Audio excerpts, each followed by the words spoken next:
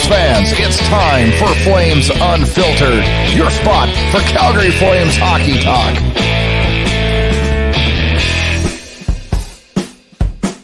Flames fans, it's time to finally drop the puck on the regular season. Have expectations ever been this high in Calgary?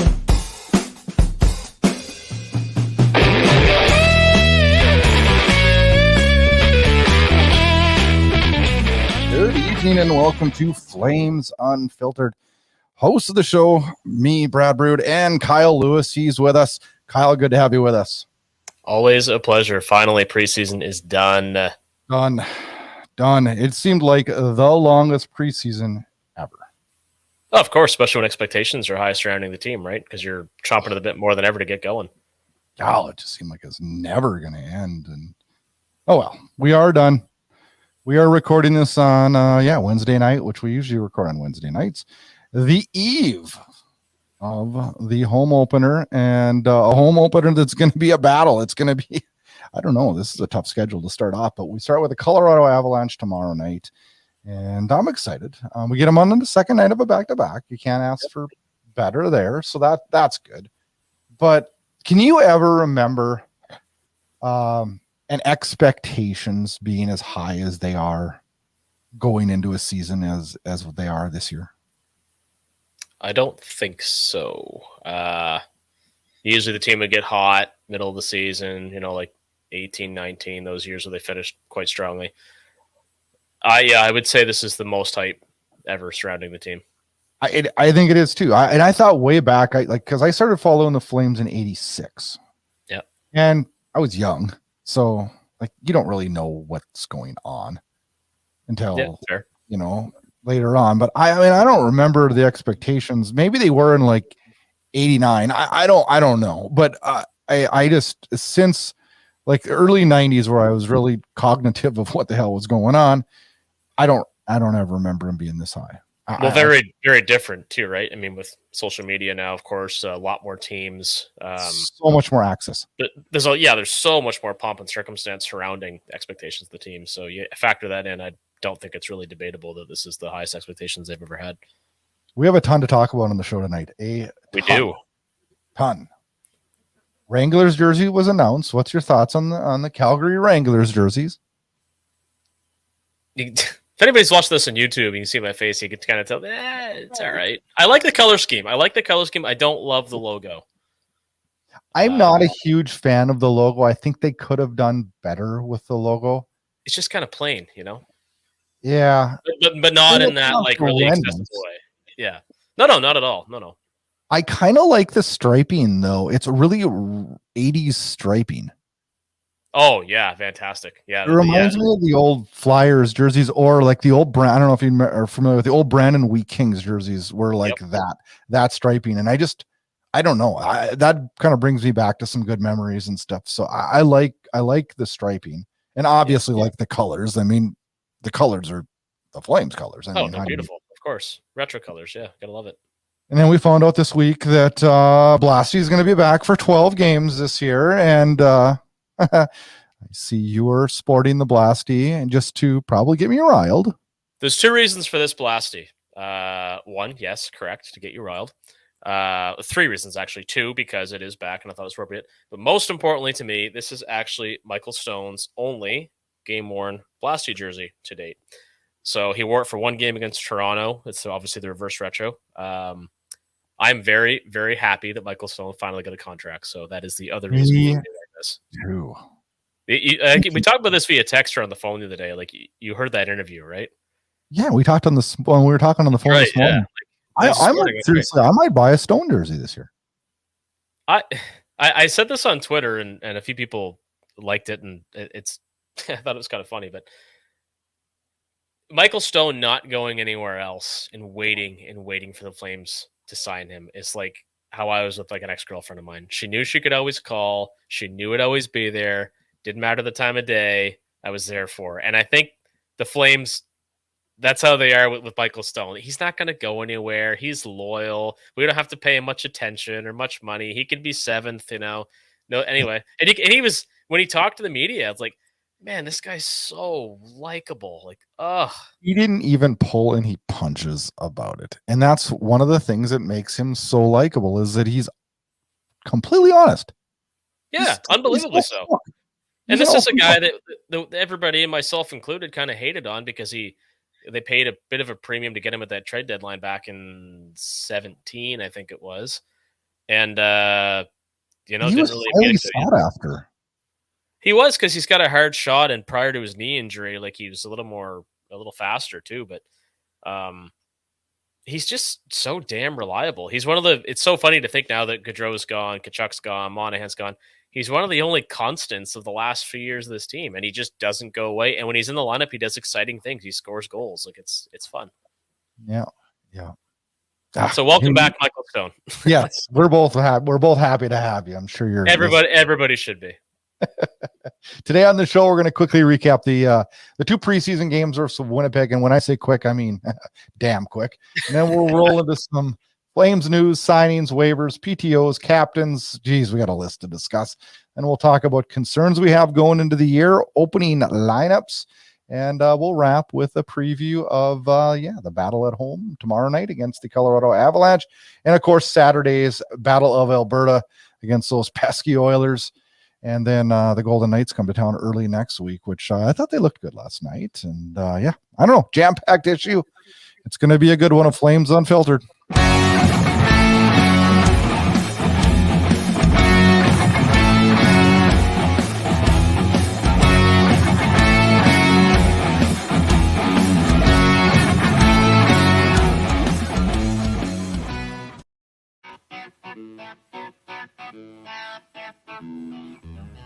All right, Kyle, as we mentioned, preseason's in the books, and it ended not good. It ended with a 5-0 loss to Winnipeg and a 5-3 loss to Winnipeg. Did you make much of those losses, or do they bother you at all, I guess?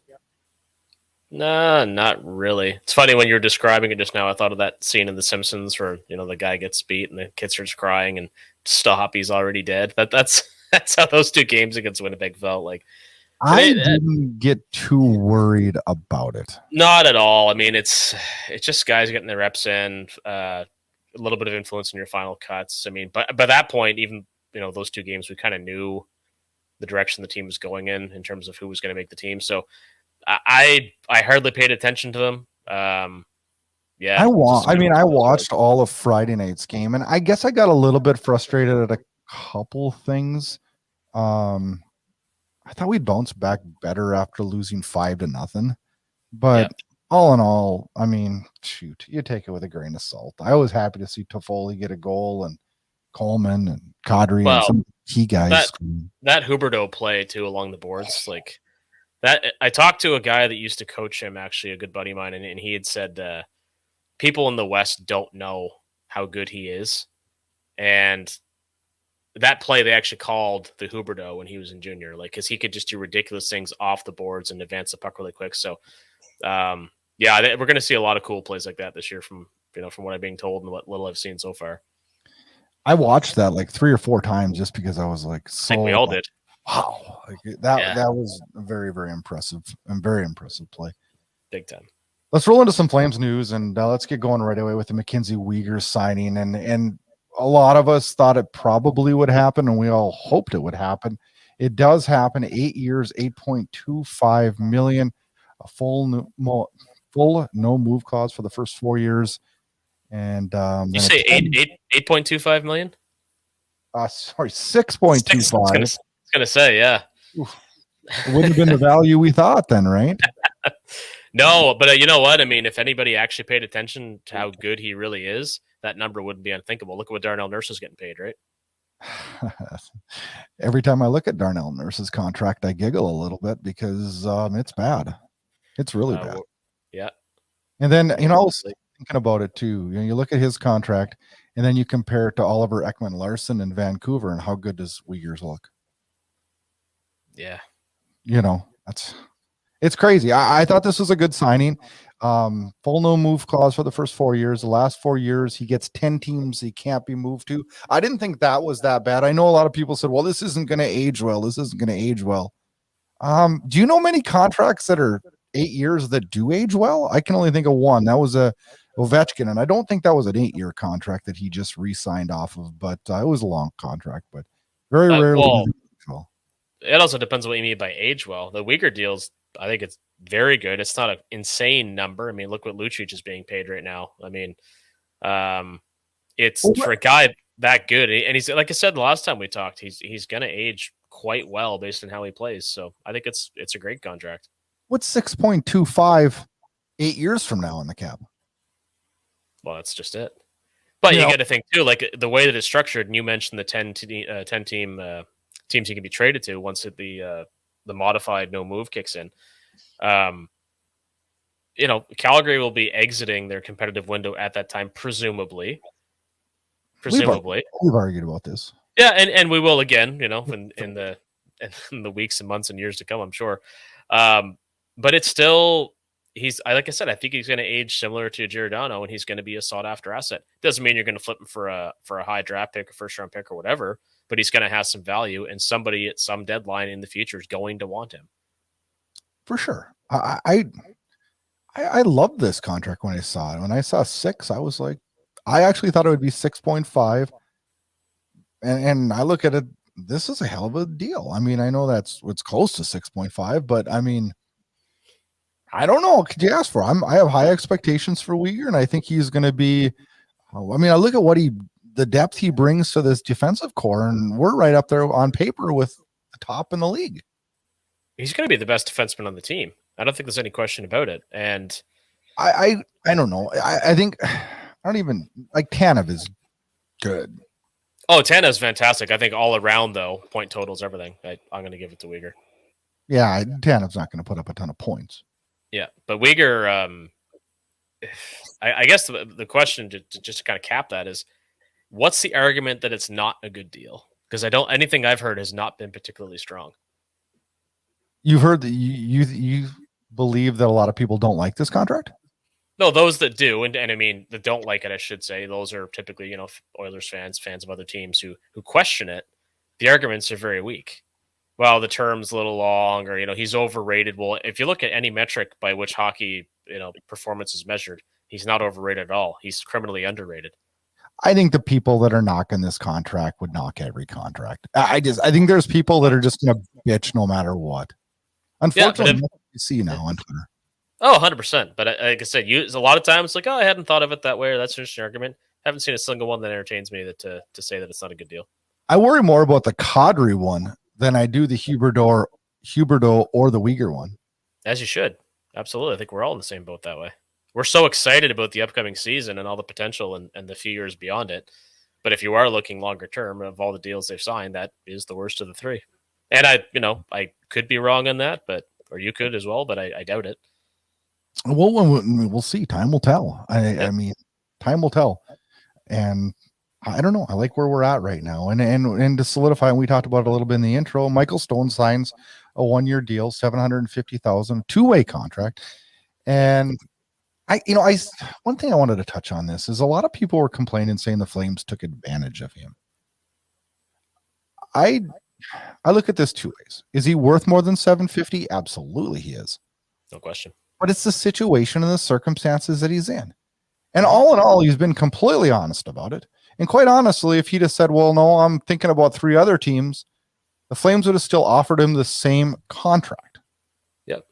And he wants to be in Calgary. So I think this is a win-win for everybody. And I think it's just the one break that this organization has gotten where somebody wants to be here no matter what. Yeah, literally, no matter what. I think I've mentioned this once on the show before, just briefly. And for those who don't remember, Roman Turek restructured his contract to remain a Calgary Flame in the 03-04 season. He was being made a lot of money, like number one goaltender money, $4 or $5 million at the time. This is 20 years ago now, but he wanted to stay with the team. This obviously isn't as drastic. Stone was a free agent, but he's committed to the team. And I don't think we see enough of that in this day and age. And that's to say nothing anybody who left in the summer or any other circumstances. Just it's always about the money and the term. And with the playoff Stone had last year, somebody probably did offer him more money or maybe a 2-year contract. But It's it just didn't sound like it in his interview, but I agree. I know there had to be somebody. Oh, a buddy somewhere texted him, said, "Hey, would you consider?" That's just Hockey life, right? world's too small, You know, man. you and I am sure have both been offered jobs from somebody that we knew, like somewhere else or whatever, right? So, I just think at the end of the day, you can say they take advantage of him. Yeah, there's definitely an argument for that, but it's refreshing to see a guy that just really wanted to stay with the team. And and like we talked about, like the interview it was really cool to see somebody talk so positively about the team and the city. It is. This guy's heart is exactly where we dream of players' hearts being. Yeah, He 100%. loves the community, he loves his team, and he believes in this team. And could we ask for anything more? I mean, I love that he resigned. I was waiting for it, and I the back. I don't know. Somewhere in my gut tells me that there has been discussions of, hey, when this is all done and these 1-year deals are done, and you call it a day, we're probably going to have a position for you here. Oh, I think that's a pretty safe bet. Yeah, certainly Right? seems that. Yeah. I don't know. I feel like that has been part of this game too. We also found out right on the heels of the Uyghur signing, we find out that Sutter has signed a 2-year deal, so it'll be this year plus 2 after that. And Daryl Sutter, if he wins against the Colorado Avalanche in the opener, he'll be the 11th coach in history to get to 700 games, and everything he's touched since he got back to Calgary has just been golden. Yeah, it's been fun. I vividly recall the night that Calgary beat Ottawa. Jeff Ward was fired right after, and Brad Treliving saying this team needs Daryl Sutter. Man, was he ever right about that? Oh, and Yeah. it's, man, if you look at how much this team has come since that night, after I believe a 7-1 win over Ottawa. Yeah, it was 7-something. It was a thumping, whatever it was. I was laying in bed and listening to the post game show, and my phone just started buzzing like crazy. I'm like, what in the heck? And I'm listening, and then Pat Steinberg announced that Daryl Sutter was stepping in, and I'm like, holy cow! I was out of bed, wide awake after that. So yeah, that was me the night of the Huberdeau trade. I was at a concert that night, and I had a horrible reception. And oh geez, yeah, that was a fun night too. I had a few beverages that night, so I was really liking that. Of course. Yusuf Alamaki put on waivers, which we both expected, and did not clear. I actually thought he would clear just because of his cap hit. He was claimed by the Arizona Coyotes, which makes sense. I know you have some strong thoughts on this, Kyle, and I'm dying to hear them. Well, I was one of the people who didn't think he would get claimed, first of all, so I was dead wrong about that. Let's get that. I didn't either. For the reasons that you said. This whole thing about first round draft pedigree, which I get. Always gonna have a big year in Arizona or be a big piece there. Like, yeah, maybe. Like, it's possible. I mean, he had major injuries, but I notice he's gonna be wearing number 4 as a Arizona defenseman, so kind of a typical defenseman number. It looks like he's gonna be a regular, maybe on their depth chart. But all the things people say Valimaki could do, or the glimpses of what they saw in Calgary prior to his injury, it's all possible, but it was never going to happen in Calgary. It just wasn't going to happen. The number one thing a guy in his position needs is a chance somewhere else. I mean, I'm sure he had some looks in training camp, but I mean, once you have a depth chart structure the way the Flames is, once you have a coach who isn't a huge fan of you for whatever reason, it's time to try something new. And I'm super happy he got an opportunity somewhere else, and I don't think it was ever going to pan out in Calgary. I had super high hopes for him, and honestly, I did too. Coming out of his stint in Finland, I thought he was going to be a Rookie of the Year candidate, and I wanted that more than anything.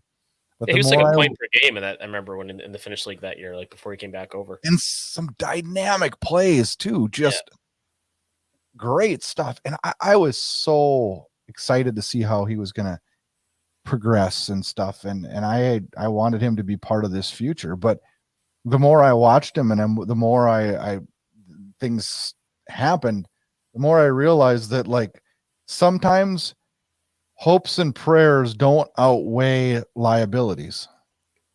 Yeah, well said. Yeah. I just think it's one of those things where the fan base is because they had such high hopes, and they had every reason to. You know, I talked about a play he made that led to a goal with a big hit a couple of years ago.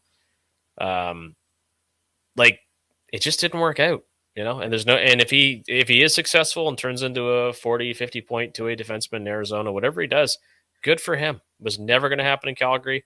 Now because he didn't pan out, because of Shillington's situation, Connor Mackey gets a look. Maybe Connor Mackey would have been the one that got away, you know, if Alamaki showed better, if Shillington was in camp. I mean, somebody else gets an opportunity when somebody else leaves, and I think it's good for the organization. It's good for Valimaki personally.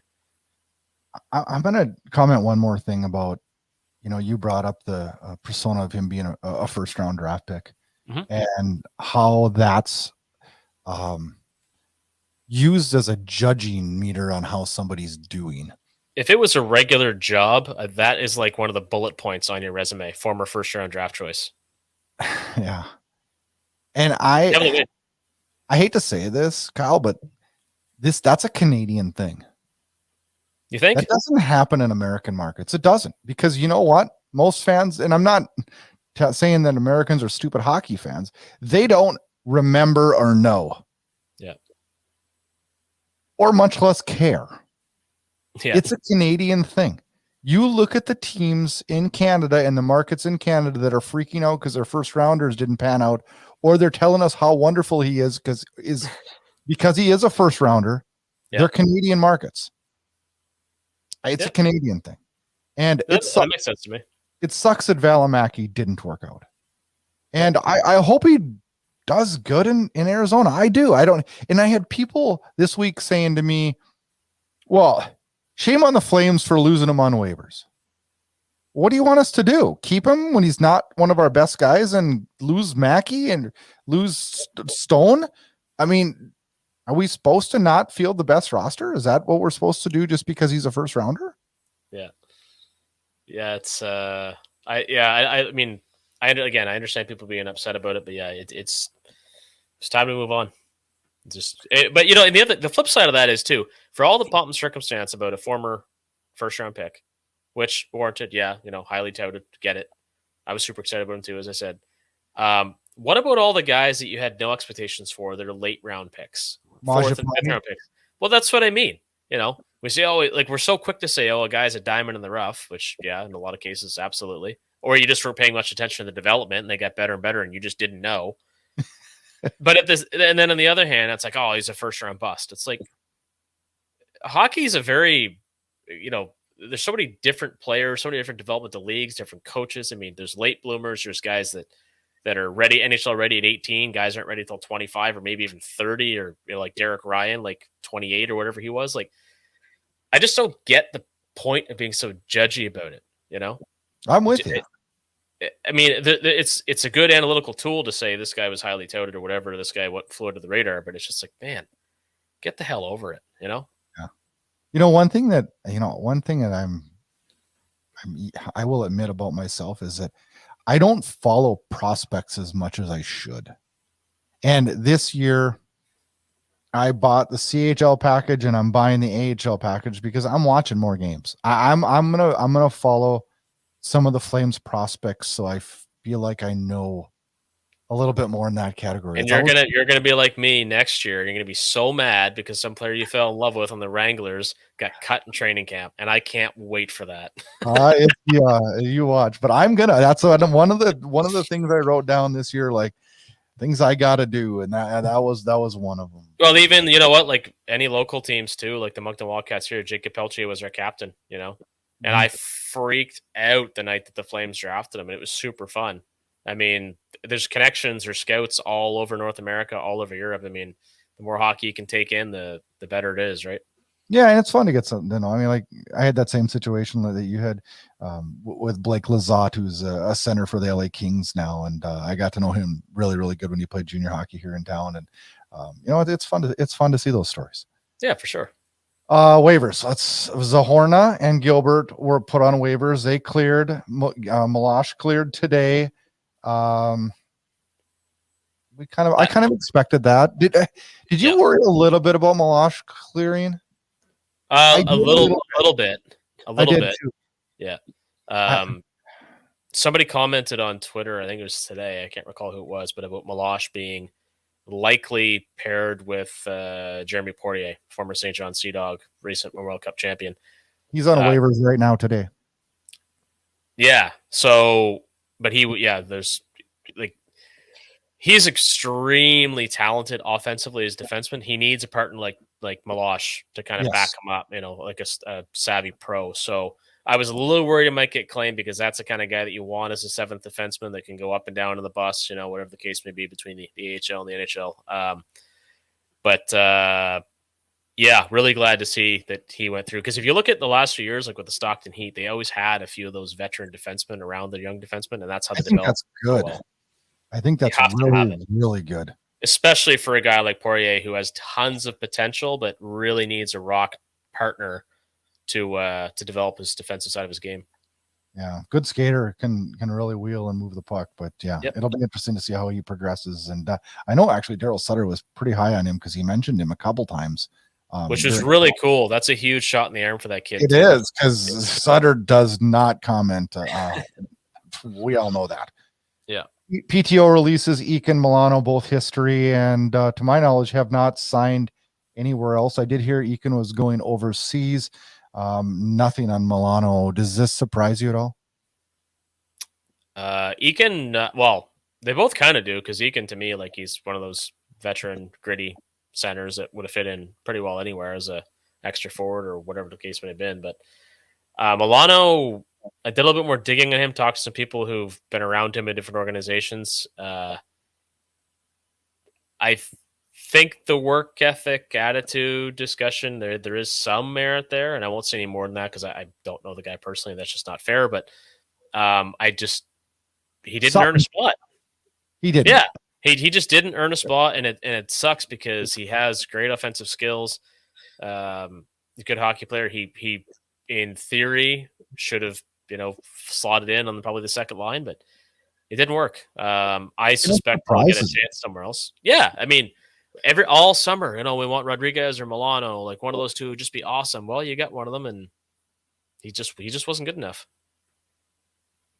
Yeah, it's going to be interesting. I was thinking about it today, what we're talking about in 2 months, about what players we think the Flames need to go get before deadline. Yeah, that's going to be some interesting conversations we're going to be having.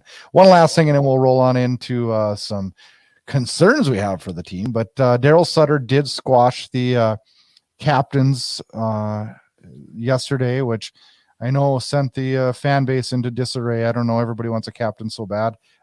I don't even care.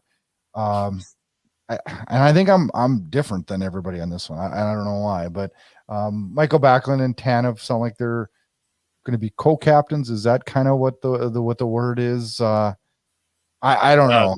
They're rolling with three or four assistants is what was said, I guess. So that will be Backlund and Tanev for sure.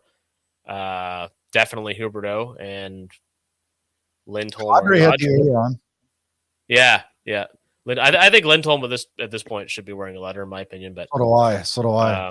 I'm a fan of having a captain. If I was going to name one, I think it would be Huberdeau, because mostly, the pedigree of the player, how humble of a guy he is, but also just the way, like, he signed his contract. He just jumped into Calgary, going to the football games. His social media is super active, interacting with fans. I'm not upset we didn't name one. I kind of wish we had it, just because after a few years, like with Evan Gio, move on. It's like, I don't know. It'd be nice to have one again. We will at some point, but I can understand why they didn't bother to name one. I'm ready to have one, but it's kind of like getting married. It's like, you better make sure it's the right one, because you screw the situation up if you got to pull a C. So, if we keep up these relationship analogies, I think that our viewership is going to go way up. We're going to have we'll have a statement claim about relationship. We're not responsible for any relationship advice, because I honestly don't know that me and you are really too good at any of that kind of advice, but maybe we are. I'm not. I have my moments. I know I'm not. So let's switch gears and get into some of the concerns that we're going to have this year.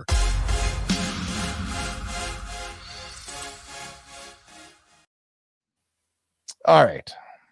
There is so much positives going into this year. We're not going to drag people's attitudes down the night before a game, but it is good to talk about some of the concerns that we maybe have going into this season.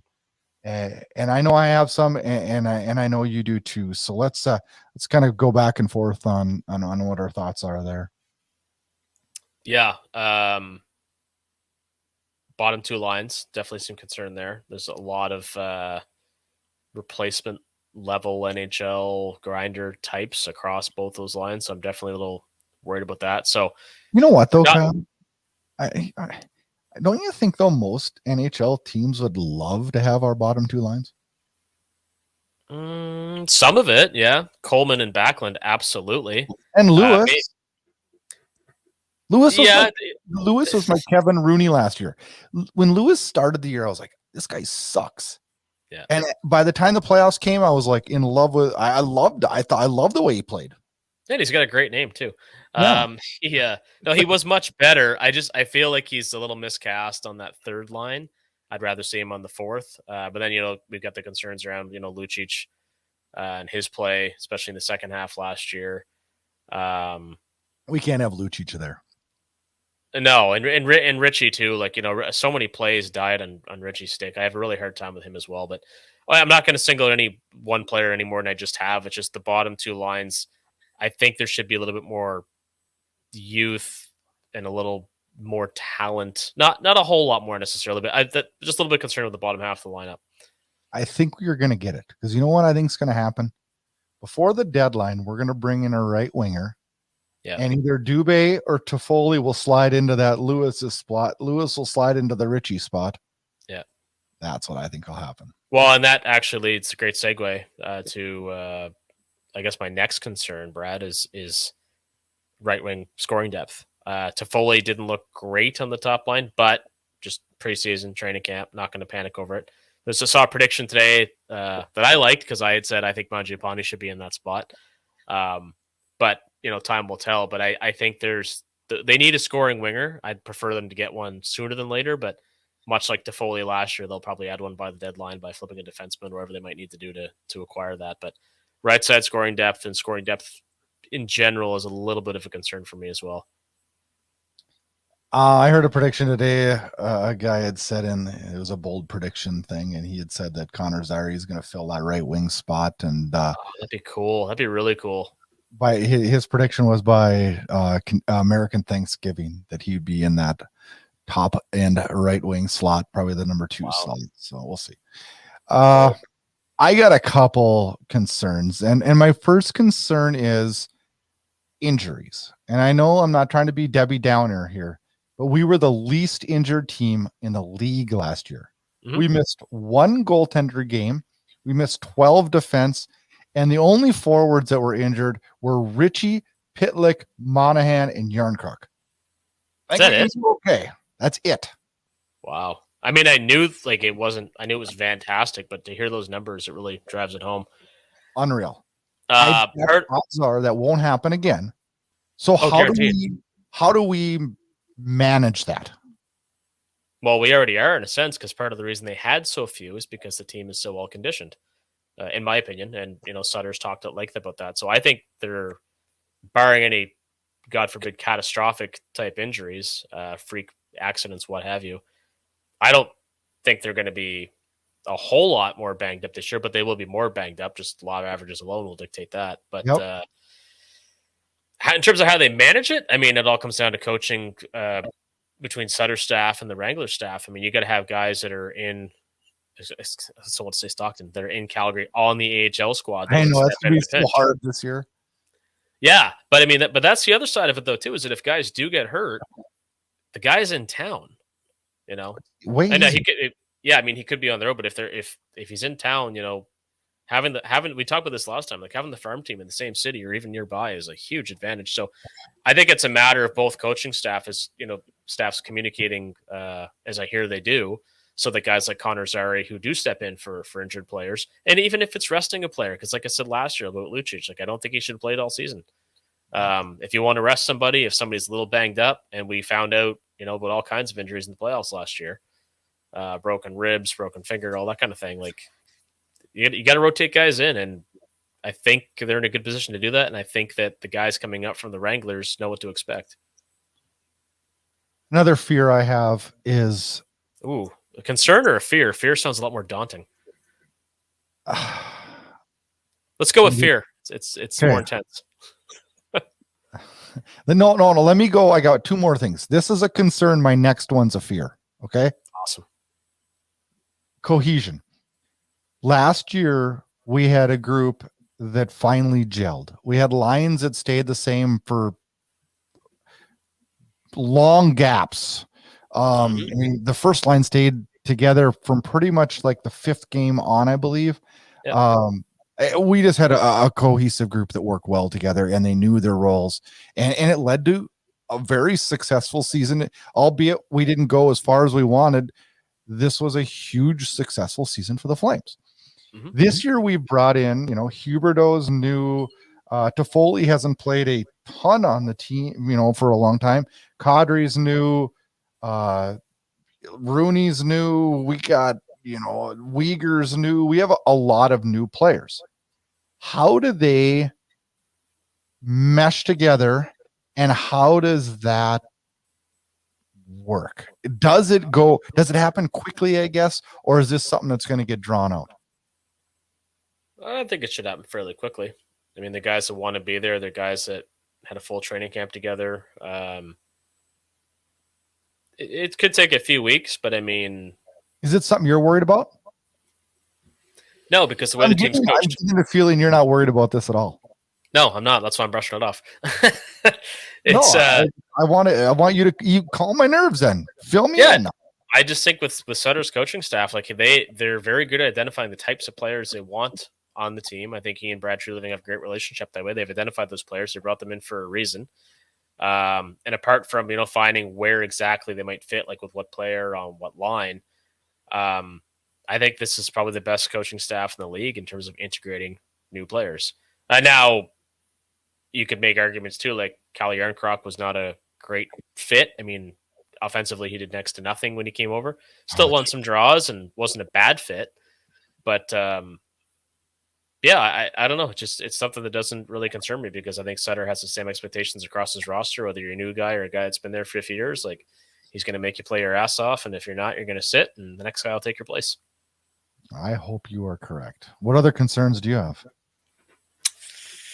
The Markstrom situation we talked about last time in terms of how he plays against the Oilers. I mean, as long as the Oilers have McDavid and Draisaitl, they're going to be near the top of the division, I believe, anyway.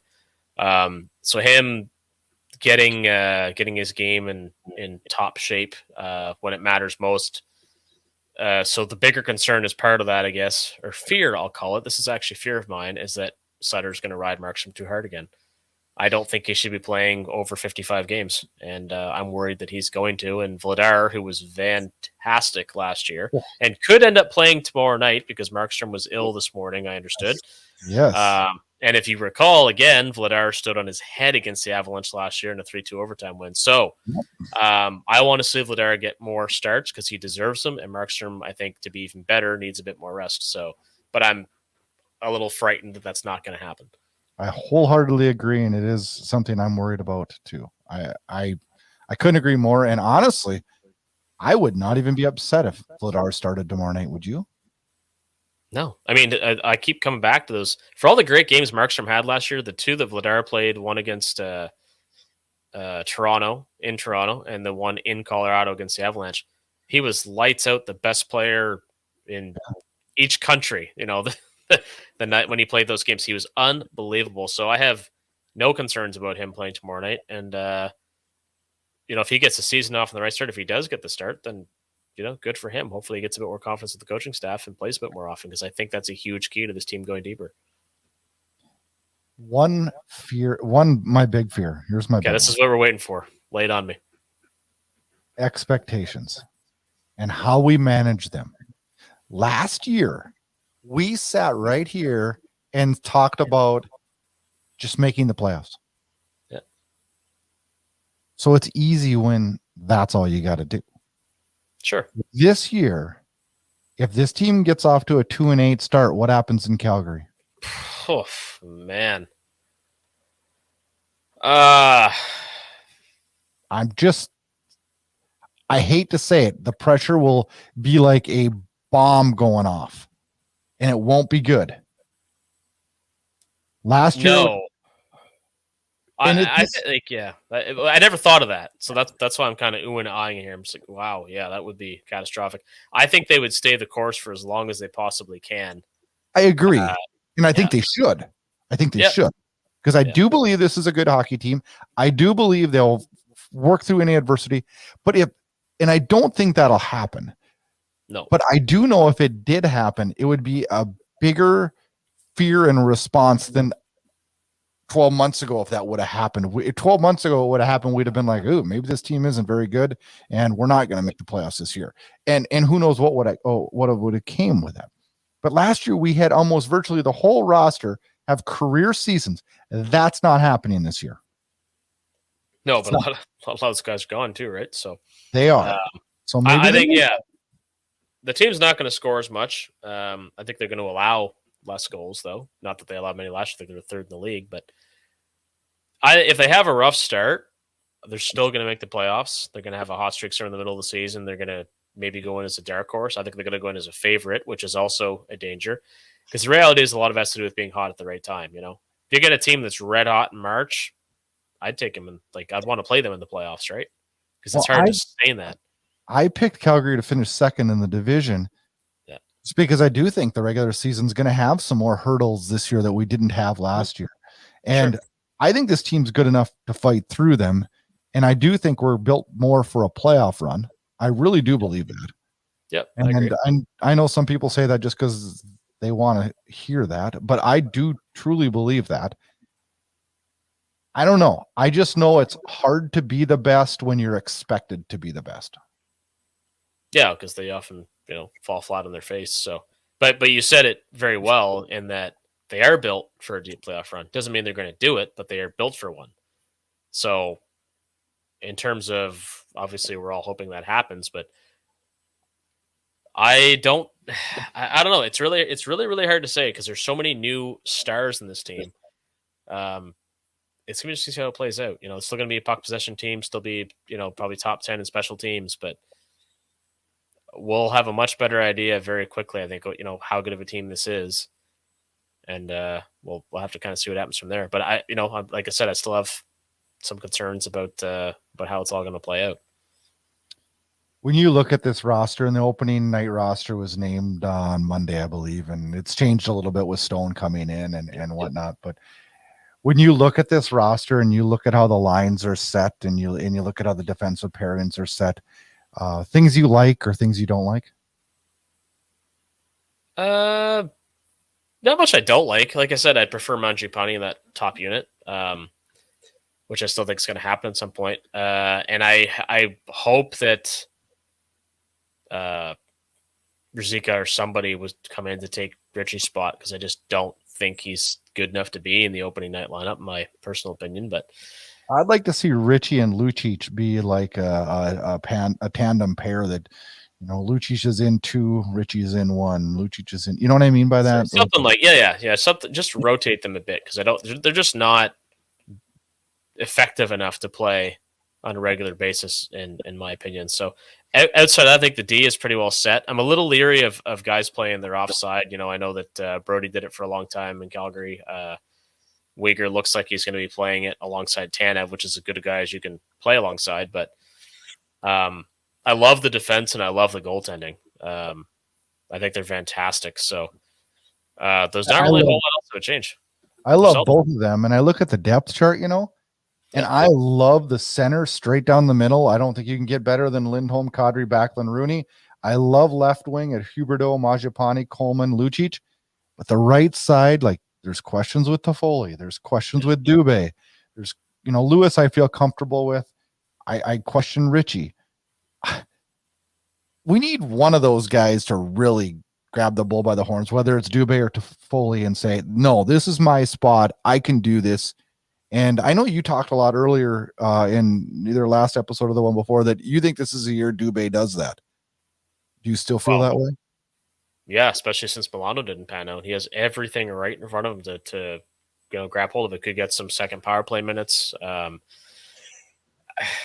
And And again, people like 18 goals last year, and a lot of them came in the second half. And as I said before, when they have a hot second half, usually that's the coda primer for the breakout season. So 40, 50 points, I think, is a reasonable expectation from him. And if he doesn't do it, if he doesn't perform well, if he doesn't become a regular scoring forward on this team, then that, acquisition of a right wing who can score is way more important. Because right now that's Dubé's role to lose. Yeah, it is. I still think adding one would be good, whether it be a prospect that comes up or a trade for somebody, because I'd like to see Richie move out of that spot and Lewis maybe play the fourth line role on the right side. And I still think there's a spot in the top three lines. And it'd be ideal if Toffoli worked on the first line. It would be ideal if Dubé worked on the second line, simply because it would bolster our depth, right? Yep. But if Dubé doesn't, Matthew Phillips deserves a chance. I know he's undersized. So is John Gaudreau. I mean, he's extremely skilled. He's scored at the American league level like year after year. He's on his probably last contract he's going to sign in Calgary because he probably wants an opportunity. Get him in for a few games, see what he can do. Yeah. I mean, you don't know until you try, right? Exactly. But I also feel like this team's going to go out and trade for somebody, whether it be a Timo Meyer or who, but it's going to be somebody. I do believe that. Now cap space is going to get tricky. This team's got 1.2 million free right now. Yeah, maybe 1.3, or we're very close with that number anyway, for sure. I don't know what's happening with the Shillington situation. It sounds like that money will stay on the cap.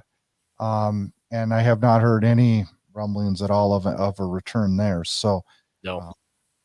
But that could change. He could go on LTIR if whatever the situation is, turns out to be longer than we expect. Yeah. I believe you have to have league approval for that, correct? Yeah. And you do. And it has to be a medical reason. It can't be. Yeah. There's just so many variables on that. It's hard to even comment because I don't know what's wrong. You know what I mean? Nobody does. We don't want to speculate either. But I mean, there are different avenues by which that could become a source of cap relief. Now, granted, I would sooner have Shillington in the lineup, but I'm very high on Connor Mackey, and I think Stone's proven himself capable, so we'll get through it. I did see a tweet that if the Flames manage their cap correctly with the players they have right now, it would be like 5.2 million available at deadline. Could be more if Shillington's allowed to be on LTIR. Mm-hmm. That'll be interesting to see how that goes. And, we can speculate all we want that it's going to be a right winger that's sought after, but, injuries are going to happen. And who knows where this is going to all go down. I think you said it the best when you said that, this is in the hands of Dylan Dubé right now to step up and solidify that side. He's the next in line for a breakout season. There's nobody else on the team that has more variables working in his favor right now than him. So came to camp in great shape, showed well when he played. So I'm just going to watch it happen, hopefully starting tomorrow night. Yeah, it doesn't. I look at this roster and I compare it to previous seasons opening night rosters. And I kind of laugh because this roster really, really looks good on paper. Yep. Now it's just, can we relate that to regular season success? We're going to find out very shortly. We will.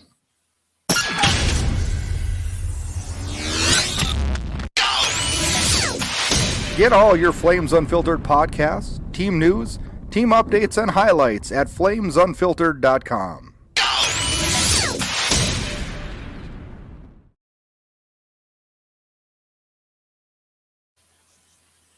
The regular season gets going for the Calgary Flames Thursday night at the Saddle Dome when the Stanley Cup champion Colorado Avalanche come to town.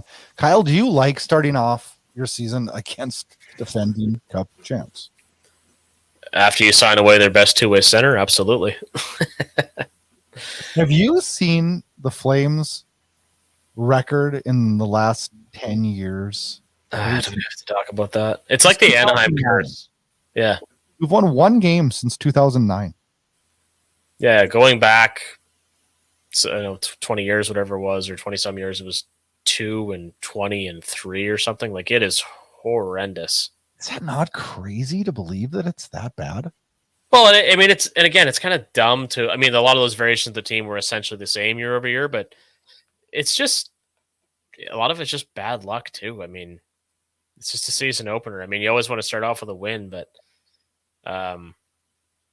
yeah, it's quite something. But it's also, they don't want to put too much stock into. I think they're going to play really well tomorrow night. I certainly hope, but yeah, it's a weird one for sure.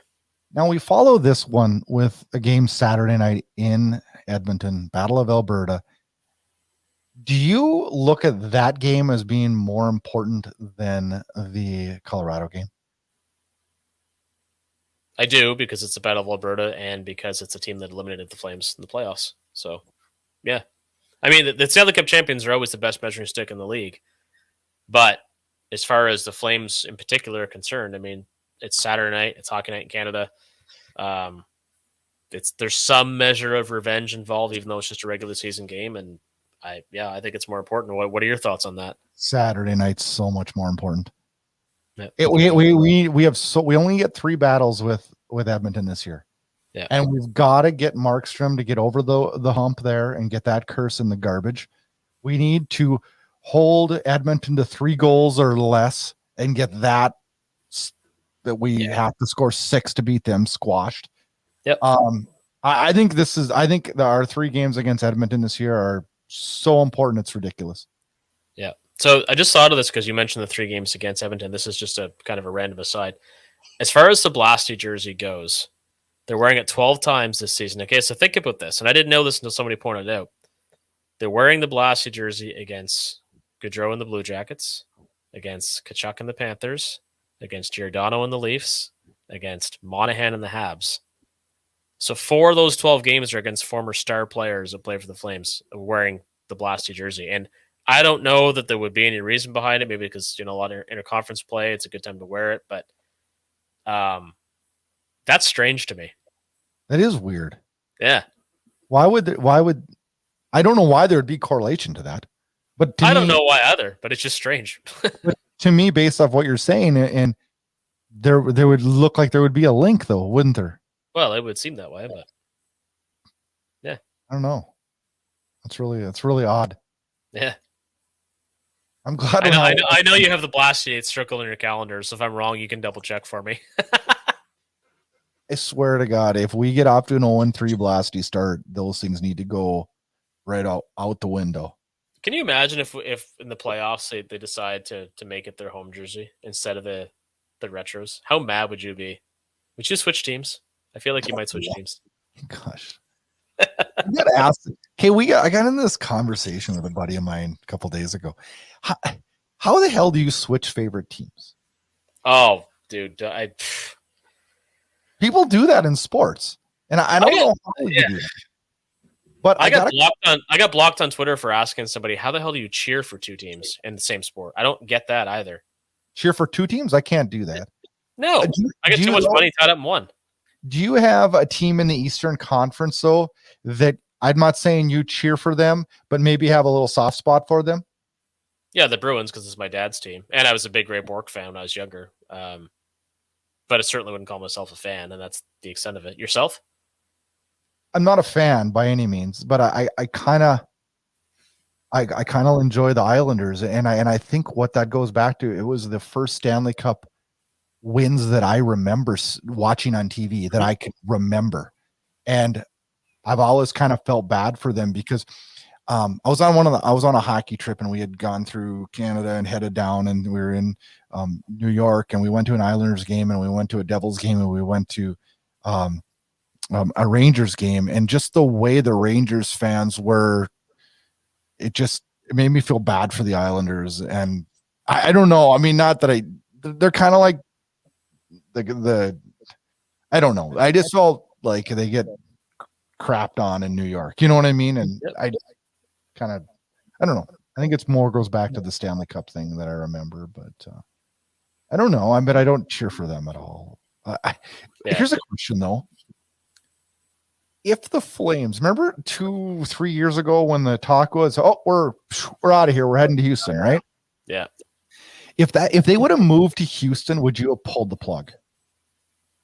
I thought a lot about that, and people asked me that at the time, and I really couldn't give much of an answer because I really didn't know. I couldn't imagine that I would switch teams unless they, completely rebranded and all this other stuff. I mean, I have a bit of a soft spot for the Jets because that's a small Canadian market that, deserve to get a hockey team back. I hope the Nordiques are back in Quebec City. It's, someday. I do too.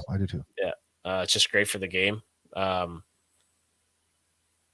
I think I would have stuck with them. What would you have done? My wife asked me that question back when the talk was going, and I looked her dead in the eye. I said, "I'm done, man. They moved to Texas. I'm out." Wow. And you're American, and I'm Canadian. That's wow. I'm done. I said, I can't cheer for a hockey team in that market.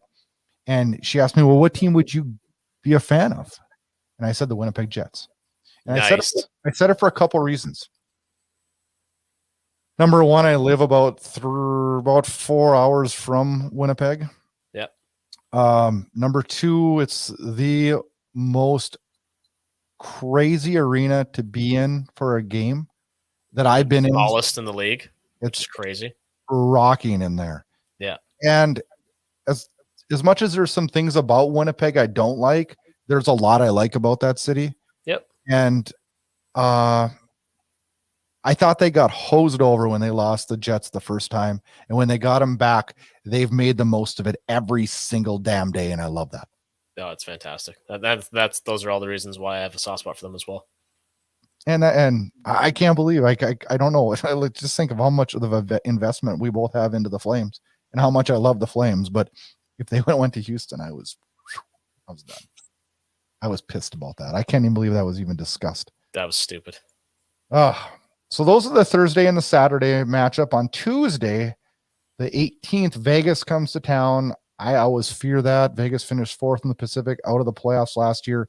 They did beat the Kings last night on a last-minute goal from Stone. And they're a team that we both predicted to be lower in the standings this year because of a lot of different factors. But they're a team I worry about. And that's a team that always plays Calgary tough.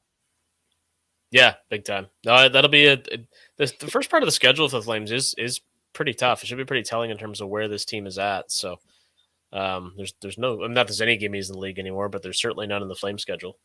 The positive is that is the first game of an 8-game homestand, which is good, but also means a lot of road games coming up after that. So a weird schedule for the Flames this year where they're at home for long stretches and on the road for long stretches. It'll be interesting.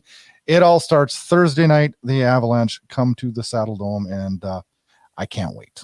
It's gonna be fun.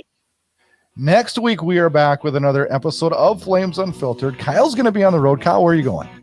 I'm off to Ottawa for meetings for a few days. So while I'm there, I'll get a chance to take in the Capitals and Senators next Thursday night. So, but I'll make an appearance with you on Wednesday, one way or the other.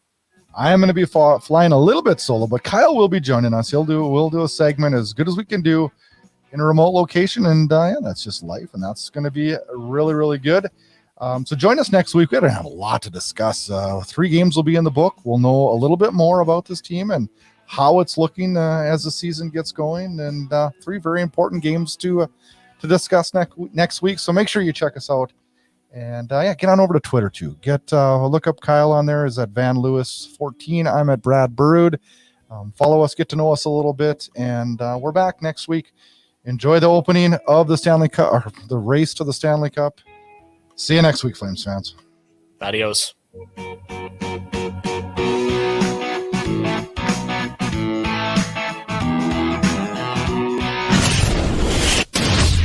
Get connected. Flames Unfiltered can be found on Twitter at Flame Unfiltered. And also make sure you check out our Facebook page at Flames Unfiltered. Check out host Brad Burud on Twitter at Brad Burud. And co-host Kyle Lewis on Twitter at Van Lewis 14. If you like what you hear, rate and review us on Apple Podcasts. You can find Flames Unfiltered on all the major podcast players. Thanks again, and enjoy the hockey action. Play on! Yeah, baby! Play on! Yeah, baby! Thanks for tuning in to Flames Unfiltered. Check back for more action-packed Calgary Flames talk.